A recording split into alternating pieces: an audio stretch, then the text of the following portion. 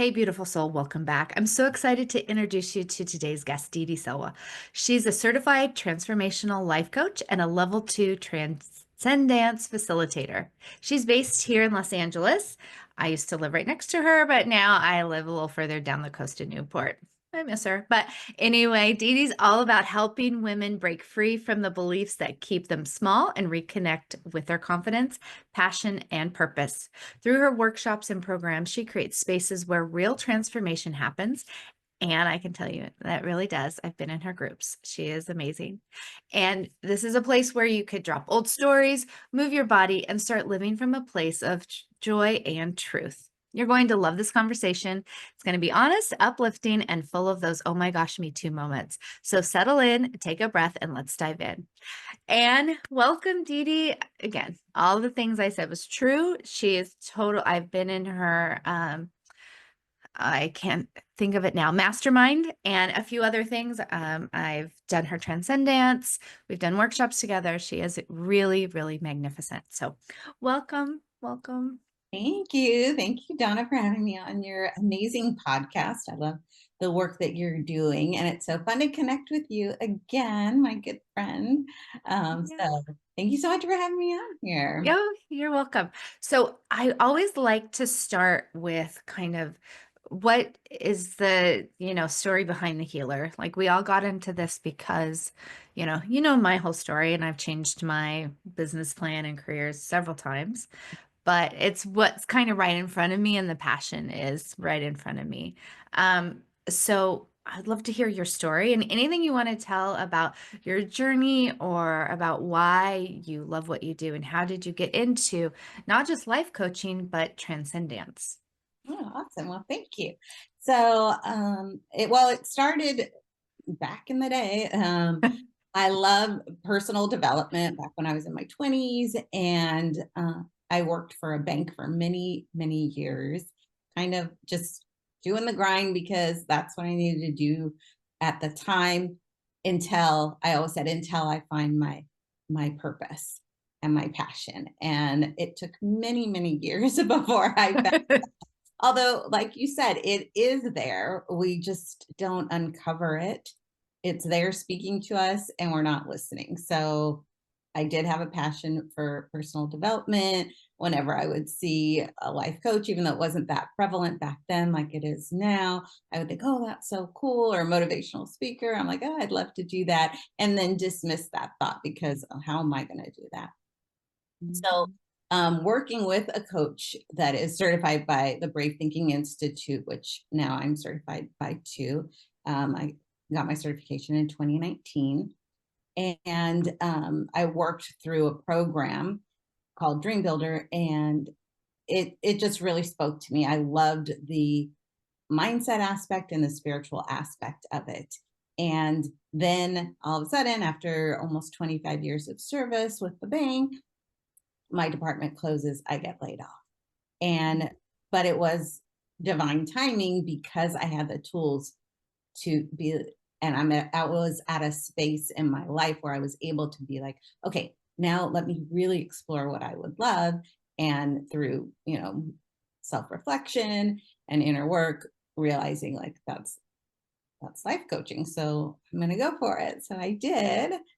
And with the transcendence, how that came about, it is through the Brave Thinking Institute as well.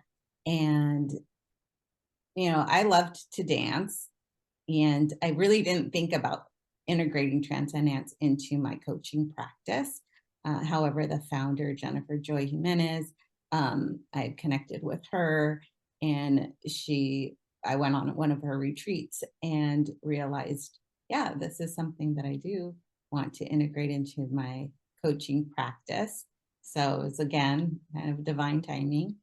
And so I got certified in transcendence, and then went to another amazing retreat and did my level 2 transcendence facilitator training. What a beautiful story. And I like that it like the universe kind of nudged you or maybe gave you a little push. Like there's, Right? oh, this is what I want to do. I don't have another job. Okay, let's do it. But I do really like, and I've always like, so, everyone out there listening and watching, Didi and I are friends. So that's not one of the reasons why I have her on. I mean, it is, but I also know how valuable she is as a coach. And one of the things that is very strong in you, which I've always admired, is your faith. Not every coach is out there with their faith, and you integrate it, and you don't integrate it in a way where it's like you have to have the same faith as you, or like you really need, it's faith based in the meaning that it comes from like you have a lot of trust in your faith, and it emanates gently through to give other people permission to kind of explore that as well, as if they want it to be. So it's not like separate from mind work. It's not, and it's a very nice, like clean way to integrate and have that. So I just want to voice that because it is part of who you are. And it's probably what drew you to, I always mess up her name, Mary Ann William, Mary, what is her name? I always say it the wrong one. Mary Morrissey. I always want to call her Williams, Mary Morrissey. So, that's probably what drew you to that. She's much more spiritual. If anyone doesn't know about her, she's been in a coach in the online space for a long time, right? And not just online, but in, workshops and Tony Robbins-esque, but with a different flair, right? Right. Yes. So how do you connect your faith? What is it about, those aspects of it? Or how do you see your mindset work and really God or whatever you want to, and when we say God, or if we talk about this, it's whatever your faith in what you believe. It's that unseen thing, that je ne sais quoi thing that keeps you kind of connected. So, and I Right. know, and Didi didn't think I was going to ask her about this, I'm Yeah, sure. So, that's so I'm putting her on the spot. no, that's great. So I always felt like I was spiritual. I always felt connected to my higher power, which to me, that is God. And I grew up with a Catholic upbringing, and kind of a lot of bits and pieces of it didn't resonate with me, but I am grateful for it, for my faith, because it did instill in me that faith of God, of Jesus, of having that higher power as as part of our life that drives us, And when I started doing the work with Mary Morrissey, what I loved about her coaching and the programs that now I'm certified to coach is the fact that it had that spiritual element, which I think was missing in all the other things. Like I did do Tony Robbins and walk on the Haven't we all? I know, right? And love it. And it's great. I'm not dismissing it, but you also have to find what works for you, what speaks to you and your soul in order for it to actually have a transformational impact in your life. Not just, I listened to it, it sounds great, I'm going to do this. And then you feel bad and guilty because you never did it. Didn't change your life, although it could have. So I did, do a program, and through that, because I was completely disconnected from any, religion or church at that time, and it just slowly started building my spirituality more and more. And I felt called to find a church, which I did find a great church, which helped build that spiritual aspect in my life and my faith. And I would say I'm a mind, body, spirit coach, transformational life coach. I work on mind, body, spirit. And then I'd have to check myself, because I'd be like, okay, I'm really good with the mindset, with the mind work. I got a little bit of the spirit, and I wasn't that comfortable when I started coaching, even talking about it. Like for me, it was such a personal, private thing that it took me a while to be able to like do it and give myself permission to be okay with it. And of course that comes from my higher power that gives me that strength to do it. And then when I did got into the transcendence aspect in my programs, I would be like, oh, I don't know how to put this in there. Like, oh, they're gonna think I'm weird. Like, okay, let's get up and move. so, um, so then, but I was like, no, I'm out of integrity if I say I'm mind, body, spirit, and I'm leaving the body part out or the spirit part out. I always have the mind in there. Yes, the comfortable place. But I think that's an important point because, I talk a lot about shame. I think I think it's universal. I think a lot of people have a lot of shame for a lot of different reasons, right? It's not good, bad, whatever, we have it, right? And I think you work with a lot of people, and shame somehow is always involved in there, and transformational work. And like you said, for you, you felt out of integrity that if you weren't working on all three, and there's not like a shame element, but anytime we're not doing the thing that we think we should, like we know what we're doing and not, right? We can't lie to ourselves and be like, oh no, I really am. I mean, I guess you could, but that's like a mental disorder, but whatever. But we know what we're doing and we're not doing, and we know what feels good and not, and that having that acceptance really is like, okay, I do want to talk about the spiritual aspect of it. That is important of me. And how do I talk about it? And how do I get comfortable? Because I think transformation, I know for me, is uncomfortable. Like you want to be different, right? It's like it sounds cool. Like Yeah. when you mentioned Tony Robbins, yeah, he's super inspiring. And you do, if anyone's ever listened to him, even if you think he's silly or whatever, listen to something. That man is he's been popular for a reason because he is like an amazing speaker, right? But with transformation, it has to have a anchor, right? And it's uncomfortable. And so I know you lead a women's mastermind and lots of different things. Talk if you can or want to. I would like you to. So just whatever you want to do, though. Talk about how you support people through that uncomfortableness of transformation. Right. Well, I think part of it is, first of all, just being a safe space, right? So I know you and the work that you do are kind of the same thing. Like people feel there's just a calmness, and there's a non-judgmental aspect that just people feel that and they know that. And so that's part of it, is just being you and being authentic so that people feel safe to do the same. And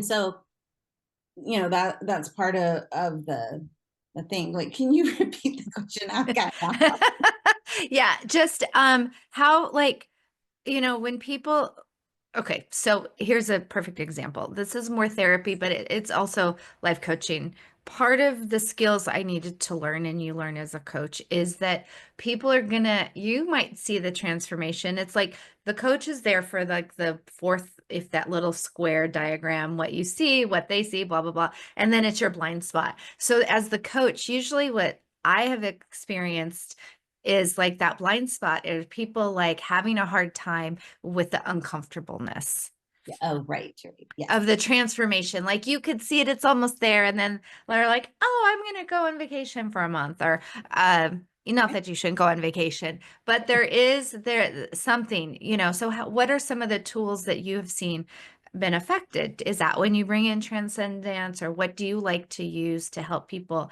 in the nitty gritty of the transformation? Because you're very practical. Like you said, you're in the mind a lot. So that's why I really, really like your work, is you have it all, but you're like, okay, but if you're not actually doing it, like Right. what's the Yeah. um yeah, so and that's the thing with growth. It's uncomfortable. We kind of convince ourselves that where we're at is comfortable because it feels safe, because it's what we know.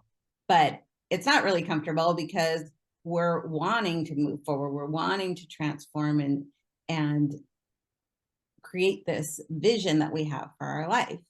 And then we get stuck by, the paradigms, the beliefs that we have about ourselves. And it's really sneaky how that comes about, because it comes off as very practical. Well, you don't have the money. Okay, I can look at my bank account. Yeah, maybe I don't, but or you don't have the time. I look at my schedule and think like, oh, yeah, I don't know where I'm going to squeeze this in. But the thing is that if we make it a priority and start taking those steps, it's just taking even like a baby step. So that kind of helps to overcome that uncomfortableness. Is taking just that little baby step that, okay, I can do this. I can pick up the phone and make this one phone call, or I can go online and research this one thing, or if I wanted to create a mastermind group, okay, how would I do that? It doesn't cost me anything to envision it, imagine it, and explore it, even in my own head and time and whatever. And then that kind of helps motivate you and get you like, well, okay, well, maybe I could. It's really having those tools to overcome, and even the thought processes to repattern, to knowing what to say to yourself to overcome and repattern that uncomfortableness in order to move forward, and acknowledging all the good that we do. I think we do a lot of work around being grateful and proud of what we do, and that is to help combat that uncomfortableness, so that we can be like, okay, yeah, you know what, I did do something. I got out of bed today, maybe I didn't feel like getting out of bed today. Like, celebrate yourself for that. And then moving forward from there. I love that, because that is definitely, I like what you said. So it's just like breaking it down to looking at it, not all the huge things you're going to do, but the tinier steps to do them, then to see if you really even want to do it. Right. Because sometimes when we think that we want to transform and we want to do the stuff, once we get into it, we're just like, oh, geez, this is not really what I thought. So I love Yeah. that. And then to celebrate yourself, I love just that you said just getting out of bed. My chronic illness stuff. And I mean, we're friends, and I shared some of it, but I don't think I've ever really shared all of it with you. And I know you have lots of other friends that have, various things going on in their lives. But, one of the thing when you have a chronic, especially invisible illness, is that some days you just don't have the energy, and literally getting up is a victory. So I do like that you're encouraging everyone out there, like no matter where you are on your energy level skills, or where you are on getting your dreams manifested, or feeling good, or doing what you want to do, taking the little steps and celebrating. And the celebration, actually, it sounds like a repatterning of this, to kind of keep encouraging, like, you feel different, and then you don't have to go back into the past. It sounds like you do one thing and you also celebrate, and that is like a little magic combination to keep you motivated, but also to kind of start to rewire your process that, no, this is really what I'm stepping into. Yeah, exactly. And we're kind of trained to focus on what we didn't get done and the negative. And this is to kind of help repattern that, because if we're just focused on what we didn't do, and again, going into that shame, that guilt, those low vibrational feelings that we feel in our body, um, that doesn't serve us. That doesn't help us to get out of it. It's not very motivating.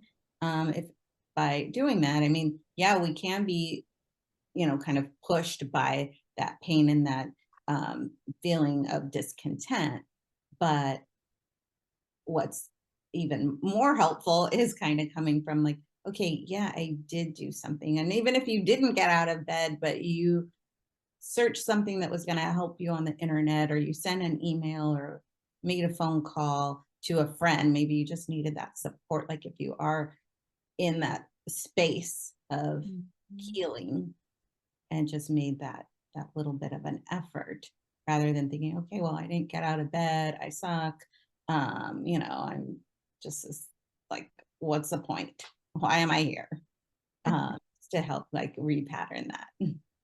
That's a really good point. I like that you just are like looking at Because those thoughts do come up, like, I suck, I'm a loser, there's this and that. I know we're not ever supposed to say those things because it's like, oh, don't say them. But like, that's really what's going on in your head, you Right. know? And you want to acknowledge that you're really saying them. So then this is a great anecdote to that, because you really have to try to accept yourself where you are. And a lot of your work does work with acceptance. And you started to say some stuff in your body, and I would like to talk a little bit more about transcendence, what that is, how you interpret it, and how it has helped you and or your clients. Any stories you would like to tell? So you have the floor for a while, because I Yeah. So know. transcendence is a movement modality. We say it's like taking the mindfulness of yoga off the mat into free form movement and infusing it with joyful music and fun, but it's really intentional. So a lot of people look, oh, transcendence, that sounds like fun. Like it's going to be like a fun, like workout thing. And it's, yes, you are moving your body and you will feel your heart rate increase and you will feel your body moving in different ways. But the intention behind it is to really connect with that body, to move through trauma, to release any low vibrational emotions that are in your body, that guilt, that shame. I know you do a lot of work with movement and releasing trauma. So, and we've heard this quote before. It's not my quote. I don't know whose quote it is, but you know, our issues live in our tissues.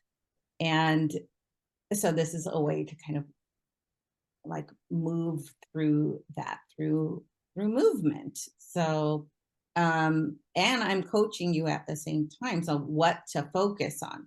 So it's not just okay, yeah, just put on a song and dance. That's great. That can definitely shift energy and shift your mood and even shift emotions from your body.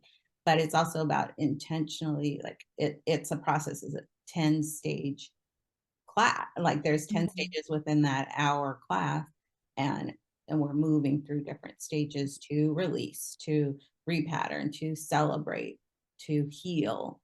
Um, and and you know, focus on our body and being grateful for it, and the fact that we're breathing, you know, even that, just being grateful that we're breathing. We take time to pause and we set an intention before the class so that we're kind of working with that intention through the class to shift from maybe it's, you know, this procrastination mode where you're not feeling like you're getting anything done, and setting that intention to be like move into like that inspired action and motivation to do so. So that's what we do, and it's for any mobility level. So you can do transcendence from your bed. So maybe that's your when you didn't get out of bed, but you took a transcendence class. And you know, so because even if you can't move all your body, you don't have to, because you move your way. There's no choreography, there's no steps to follow. I'm guiding you on movements that you can do. I'm doing them with you, but you don't have to do what I do. You want to become aware of your body. A lot of times we're so disconnected from our body that we don't know that moving it in this way or is gonna hurt you, you know, like maybe your shoulder, oh well, I just need to move it and stretch it and it'll get better. Well, but that's not really loving your body and caring for it and listening to it. You have to like say like, you know what? No, this doesn't feel good. Let me move in a different way. And then maybe it does loosen up that you kind of release that. But you know, there's no force, there's no choreography, and so it's for all movement levels and mobility. And yeah, so it's really good. And a lot of people, when I mention transcendence, oh, I don't dance. Oh, you don't want to see me dance. You know, they get really embarrassed about the dance aspect, and that's just so funny to me because it's in us. It's part of our intuitive spiritual nature, because you see babies when music comes on, they move. It's just about moving. I'm like, okay, you can move and there's a song on. That's dance, basically. Come this thing like, oh, it has to be look this way and be perfect. And oh, and that's great and it's beautiful. And some people are so talented in dance, and it's great. It's a gift. But there's more to it. It's just, you bring it down to nuts and bolts, it's moving to music. Just move your body. You can just even go like this or move your finger or something. I love that. I mean, even that the name, just when you were talking about this, it's like it's also transcending what dance means. Like dance is a way to, we have to define things with words and have people understand kind of what it is. But at the same time, it's kind of deceiving in a way, because dance is not, it's not like you're going to do a choreography dance. It's not like you're going to a jazz dance class or something else. It's transcending with dance, with movement. And I do think that's so important to say. And I was going to ask you about chronic illnesses or people that have lower energy or disabilities or things like that. And you answered it already, that it's really about moving to honor. And you talked about, even with the shoulder stuff, like you're honoring how your body wants to move in that moment. There's no shoulds, and trust. And I think by doing that, you get more in touch with your body to what they need, and it develops a trust. I know for me, like, I go through different emotions. Today I woke up really puffy. My like like a stability scale that I have with this device is like a 2. It's been like that all week. And I was like, what's going on with me? Like, come on, body, we're feeling good. Like, this is like, why are you bumming me out? But there's something, a lot of inner stuff that I have changed to try to help my healing, which I think is just kind of throwing me off to one side, and hopefully it'll balance out.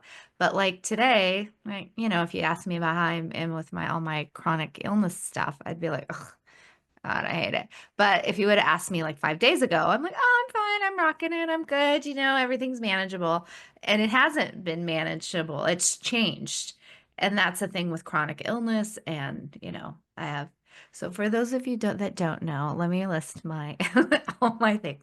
Lipedema, which is a fat disorder that's also a connective disorder. Hypermobility EDS, and you can be hypermobile in any spectrum, and you have some symptoms that just if you're not diagnosed with specifically HEDS, if you have hypermobility spectrum disorder or just hypermobility, you have some things that could trigger you. Mast cell activation syndrome is connected to the last 2 I said. ME, chronic fatigue syndrome, and then POTS, which is, I can never say it, but basically it has to do with heart rate and blood flow regulation. So I get dizzy, things like that. And all of these things that you described, Didi, would be like perfect, because depending on whatever I'm doing, you're guiding and telling me, okay, now move this. And it does, I've done it before, and it is wonderful. It's a progression through the different stages. So there's different movements. So you're not doing the same, it's not the same beat. It's not the same movement, right? The whole time. It's varied. So in those 10 steps throughout the class, you have also natural changes in rhythm that you can adjust to. I just want to make sure I check in with you that I'm saying it correctly. Yes, yes, that's correct. And also, like, I've had people come to class and they'll be like, afterwards, they'll tell me, and I'm like, okay, maybe I just need to be a little bit better at explaining this. But they'll be like, so like, there's some songs that are very like high energy songs. Like, well, it's kind of like that culmination. Like, we start very like basically in like a meditation, and then move all the way up the arc into like high energy song, high energy movement, and then bring that back down and back into meditation. So there have people have told me, because prior to getting to that highest energy, we're doing a lot of releasing, a lot of Mhm. work. And they said when we get there, they felt like, oh, they just wanted to kind of move more slowly. And you can. You don't have to go with the music. Now, I'm guiding you on what the process is, and there it's very intentional, and Jennifer Joy Jimenez created this. It's very intentional in the way that the steps are and how they will help you to release and transform. However, it's also about listening to your body and doing what feels right to you. So, giving yourself permission to be like, okay, you know what? My body right now just needs to slow it down. And because we go to these classes and they're like, okay, push harder, like go, like, cycle up that hill or whatever. And you're just like, and you feel like, okay, I'm gonna be the loser if I like slow it down, or if I just like get off this bike and head out of the class or whatever it is. And so you push yourself harder. So it's not this push energy, it's really this flow, and really becoming an expert in ourselves, and learning what we need and honoring that as we need it. Because a lot of times we just dismiss it, and that is not helpful to us in the long run. And that is so true. And I love that the work does do that, does have you like honor what you need right there. Because, even in a transcendence class, I mean, like we're human. So, I've had to say a lot to my instructors when I go to group classes. I give them my list. Most of them, they've never heard of anything I've had. Like I hadn't heard of it, and I've done it for 25 years and I hadn't, heard of most of them. And they're like, "Oh, you could do more to me." And I was like, "Well," and then I've had to be like, go against every grain and everything in my body to say, but actually I can't, because I know if I do, and I don't say all this, but I say, no, you know, I don't want to, or no, that's not going to be good for me, or whatever. Just because I can do it doesn't mean I should do it. Right. Right. And it is learning those moments that you sound like, if the music is high, but you feel like moving slower, to trust what your body needs, then it's going to help transfer into a lot of different boundaries. But I also love that, like in that moment of that peak, that's like the joy and celebration, right? Yes. Absolutely. Uh, And we don't get to, there's not a lot of things that are like focused on like, let's feel the fun and joy in a like, yeah, like go out, drink, or have fun, or do an activity, and that's fun. But in this, it's very beautiful work that you do with you facilitate this, because like you're also picking out the joy in that, yes. right? Yeah, exactly. So it's like it is in that stage of surrender. It is pretty much just kind of letting spirit move you, letting your body move intuitively, and also focusing on what you would love to create in your life and celebrating it as if it's happening now. So you really like feel that energy, that vibration, as you're focusing on what it is that you would love to create. Maybe it is this vibrant, healthy body that you love living in, or this confidence that you have. And then moving that and closing your eyes, envisioning that, and just kind of then pouring that all your cell recognition. Now your cell recognize that, like, this is you, like you're living this life, like this feels great, like what it feels like. And I love that, because it is a cell recognition. Because when you're forced to do, like my cells are doing all sorts of stuff, I want them to do other things, and they have their own agenda, right? But it's also to celebrate like joy. And I think that's a hard thing for most people to do. I mean, I know it's hard for me to recognize my own accomplishments, and that's not with anything to do with a chronic illness issue. So to have that moment to celebrate, there's a little bit, we talked about uncomfortability of change, you know, I know there's a lot of superstition around, I mean, in my life, in my world, I'm a I don't know. Are we Gen X or are we boomers? We're Gen X, right? Or Gen no? X. I don't know. I'm older than you. I'm 50. Definitely not a So movie. I'm 50. So So I'm almost 55. So there was a lot of my in my world of like, don't do too like strive super hard, but don't really celebrate because something bad might happen. There's right, like a weird superstition, like do everything, run, like go for it. And if you're not going 100%, then, what are you doing? But don't be like too cocky because then it'll all come crumbling down. And I think cellularly, we tell ourselves all sorts of stuff. So to have that space of like, okay, now I'm going to celebrate me, like that could be a little jarring for some right, old superstitious person that they're not even my, and I don't even believe that. Obvious. I really like if you were to ask me if anything is possible, yeah, celebrate 100%. But I do know that that's something that comes up and has been thematic for me, right. to kind of be like, oh, I don't know, should I say it out loud? Because Yeah. then it might change. Right. And that's a good point because yes, we do a lot of us have been brought up to think, these are the paradigms, these are those limiting beliefs that are just running in the background of our mind and our thoughts and dictating kind of what we're doing, what we don't do. And we it is like, oh, well, if I say it, then I might jinx it, right? I'm gonna jinx it.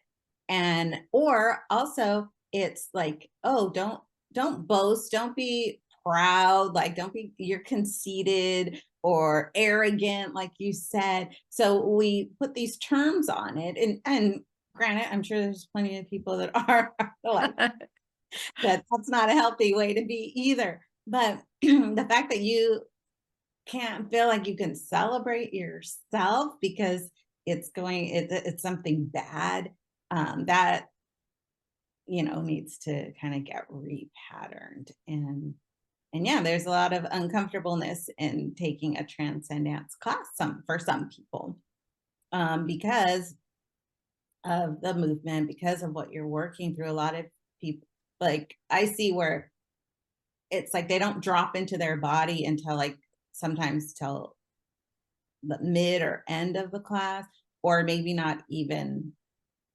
like it has to go through multiple classes to get to that point. And then there's some people who are like that and they're crying and they're letting the emotions flow, which is exactly what we encourage you to do in the class. But we're all at different levels, and it's just again like honoring and loving your body where you are and yourself where you're at, and still giving yourself that freedom to transform it as well. And you said something about well, I'm interpreting it of affirmations if you didn't actually say it, but that's one thing that has always kind of driven me crazy in the space of like, self-improvement, because I believe that affirmations and all and what you tell yourself 100% affects how you do like your life. However, just by saying certain things doesn't always make them come Right. true, right? And you actually, with this work that you do, specifically all of your work, you really take in these things that aren't just like, yeah, there might be a dream or they might be a level like I want to get to, but then you ground it in a certain way. So either through transcendence and other things you do about how you make those statements have more meaning behind them than just saying them and hope, crossing your fingers if I say them enough. Or, I'm sure, you've heard people, I mean, I know I've tried to manifest stuff and then I'm like, oh, it doesn't come true. This is BS. But but I do know there's a connection, but there's a process behind that to make that come true. Can you speak a little bit about that? Because I know you're very good at like bridging both the gaps of like having this beautiful affirmation or belief and then giving a process to make it come to fruition. Yes. Yes. Yeah, so it's true, like affirmations can do work. However, we're kind of like overloaded with like, oh, say this affirmation, or look in the mirror and say this to yourself, like, oh, I'm wonderful. And it's true. At first, a lot of times we don't believe them. And then we kind of stop saying them too. So, and there's more to manifesting than just saying these things and putting it up on your vision board. And there, what it really does come from is our energy, our vibration. So becoming a vibrational match for what it is that you are wanting to create. So becoming a vibrational match to that affirmation.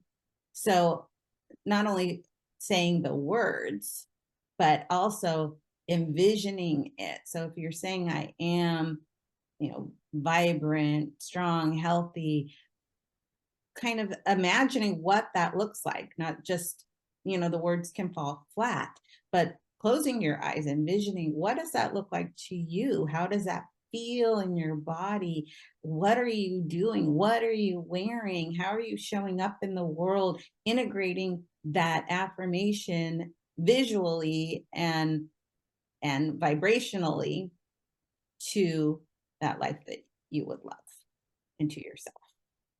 So there's a lot more to affirmations than just saying them. Yeah.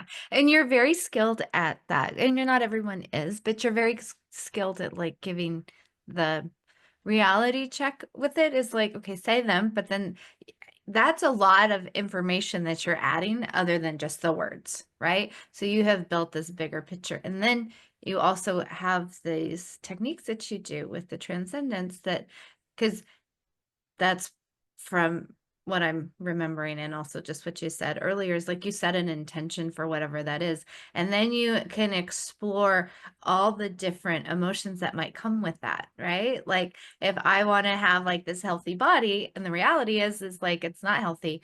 There's stages of like I could grieve it, I could be mad at it, I could do whatever about it. And then I have an opportunity if I wherever I'm feeling that day and whatever comes up.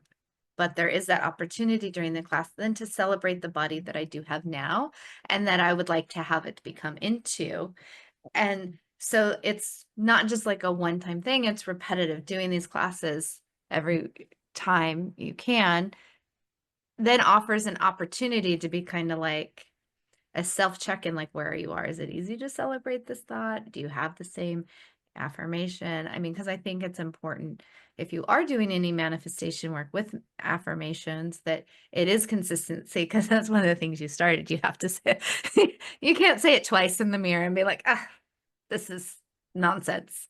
You have to be like, Like we like I said, those paradigms, like, well, I don't have the time to say my affirmation. It takes, like, if you like, I've done that to myself, like even with my vision, like, connecting with that broader vision. And then we create that broader vision, that big vision of what we would love to create, and then maybe chunk it down to an affirmation. So we're working with something even bigger to begin with. But I'm like, oh, I need to connect with my vision today. I don't have time for that. So one day I recorded myself saying my vision. How much time did it take? Like less than 5 minutes. Like I don't have, but it's a way to keep us stuck. the same. Yeah. I love that you said it because, Didi knows me and I am the worst. I have lots of ideas and I even have it organized, but it's part brain fog, part my issues, but I think part my personality is that I forget my routine. I forget that I have it written down, or I forget that, oh, go and open this book, because then I'll move stuff and change stuff. And then I literally forget. It's not, so it's both. But yeah, you have to put work into it. There's more effort, and I love that you have so many different ways in how you work that it's not just one way. It's very creative. And you are a very creative person. And I just want to talk a little bit more about that and because I think everything you said also is very spiritual, but there's this creative element that comes through you, and how you even problem solve with people is very creative in helping them. And I know you do some creative things, hobbies and stuff. Do you want to talk about adding that kind of creative element into life when Yeah. you work with people, or just in general, to help anyone out there that maybe is chair ridden or bedbound and they don't think they don't have the energy for creativity, but Mhm, you're mhm. a creativity expert. In my opinion, you think of really fun, different, unique ways around that. Oh, thank you. Thank you. Well, and and that's the thing. For a long time, I thought I was not creative, and didn't kind of identify as a creative person. I have a mom who is super creative. Like, she can do make anything, sew anything, paint. I take a art class and it looks like, a 2-year-old did it. Not a very 2-year-old, it's like, okay. But what I've found over the years is, there's so many different ways to have that creative expression in your life. So it doesn't have to look one way. A lot of times when we think of creativity, we look at something like physical, tangible. And it's, again, like being connected to spirit, being connected to God, and like opening up, like, what do you want to show me? Like, especially like when I'm working with uh client, when I'm working with a mastermind in that group in transcendent, I connect first before I go in. Like, God, help me, like, speak through me, like, help me so that I can find a way to help them. Or, Mhm. there are times like with the mastermind class, so we do, like mindset stuff, we do movement. So I come up with, a presentation, a lesson, and sometimes it's like 2 days before the thing, and I still don't know what I'm gonna do, but I know it's gonna drop in and I'm gonna hear it somewhere. It could be in listening to a podcast, it could be listening just to music, it could be moving, it could be just one little word or soundbite that's like, "Oh, this is what I should do."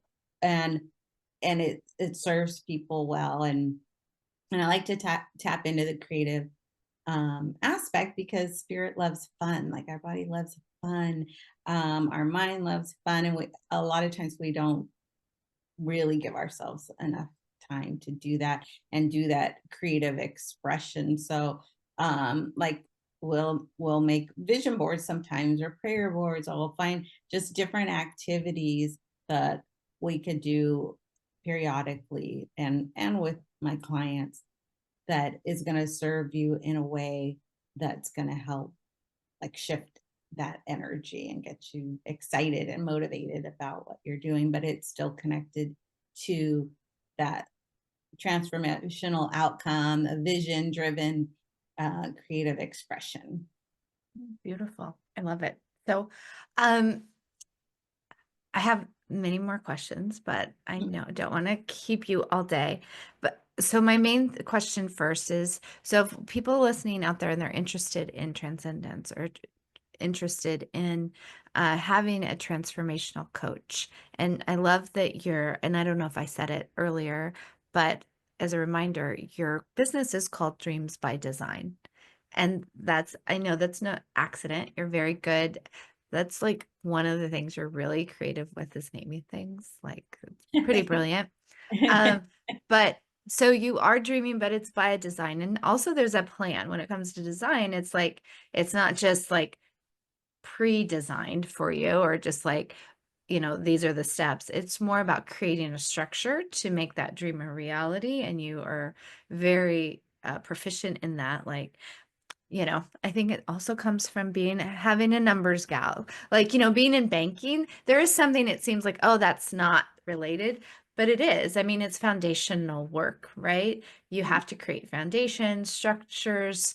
You like have to stay in there. You were there for 25 years. You know what I mean? You're very like solid, and you learned things that also transfer, whether they're like direct or not, because being in a business, being in like right now financial world, like, how do you create things?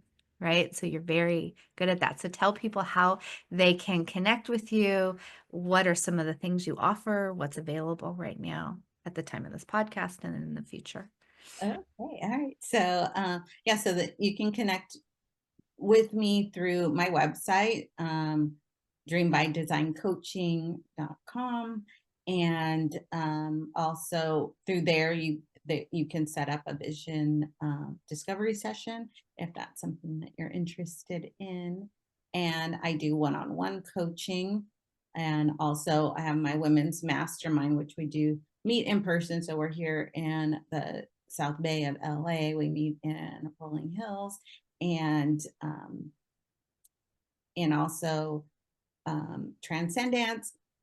So I currently don't have like a class that I have on a regular basis, but I do them here and there, and I can do one-on-one through Zoom, one-on-one transcendence class. And that's really great because we can really focus on the person and your issues, and you don't feel self-conscious because there's not as self-conscious because there's not as many people in the class. And also, I have some other things through the pipeline, some like power hours to help people with really like having that structured time to get things done so that we feel like we're moving forward. Well, we're not feeling like it, we are moving forward. And yeah, so all of that, I do post on Instagram and Facebook. And up until now, I'm not the best about posting. But when I have an event, it is on there. Okay. Yeah, I'm on Instagram all the time, but I'm not good at Instagram. But I always tell people that. But the best way is like it sounds like through your website, it usually it's pretty up to date all the Yeah, time, right? And email, or if they DM you, you're on that. Even if you absolutely. don't Yeah. post, then you're available there. And one final question I always like ask every guest, so I don't want you to feel like you're on the spot. But looking back over the gestalt of your life and also working with clients and everything, what is the one thing you wish you would have known sooner or done sooner? Or what's kind of one like piece of advice you can offer someone out there right now that you kind of see as a theme that would have been helpful to you along your journey, or where you find that you say to clients to help them? Mhm. And I'll give you a minute since I didn't ask you to prepare anything. Well, yeah, that's interesting because um, it's kind of twofold. So without Okay. everything that has happened in our life, we wouldn't be where we're at now. So we do want to be grateful for all that. But I wish I would have had more confidence in myself and Mm, actually going forward with things that drop into my mind. Like we've all had that moment where we're like, we see something and we're like, oh, I thought of that like years ago. And but we didn't take that action on it. So it was really like being more action driven and kind of going for it, and knowing that like it may not work out, and maybe yeah, later on down the line you'll be like, yeah, I came up with that and I tried to make it happen and it didn't. Well, that's fine. It was that person's, that's for them, right? But mhm. I even have had where it's like I've created like this whole theme and book and everything, and then I'll see it like, and I didn't tell anybody about it. I see it as a parody on Saturday Night Live. And I'm like, how did that happen to go? I have a book with it. So now I can't come out with it because they'll think I stole it from Saturday Night Live. And so I think it's really that, like just having that confidence, that gumption, that action to go for it. And I like something that you said earlier that I think is so important is the fact that um, a lot of times we're like, oh, I can't do this or that for whatever reason. And then it doesn't happen. And we just kind of like let things go. And it's really about like kind of like moving forward, taking that action. It may happen, it may not.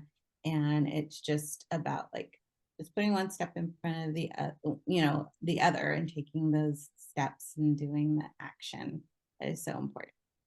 I love that because confidence definitely plays a part in all this. And then I love that you said that take the action anyway, because it may not end up for us, right? But you then, by actually doing it, then that's when you know. And that's what's beautiful about what you said, because, putting out your book or doing whatever, you know, that's something that you've created. And I mean, I would just say, put out the book. Right. Yeah. And Who it's knows? like just, you know, taking the action, just going forward with it. And a lot of times then when we explore things, we realize, oh, that's not for me.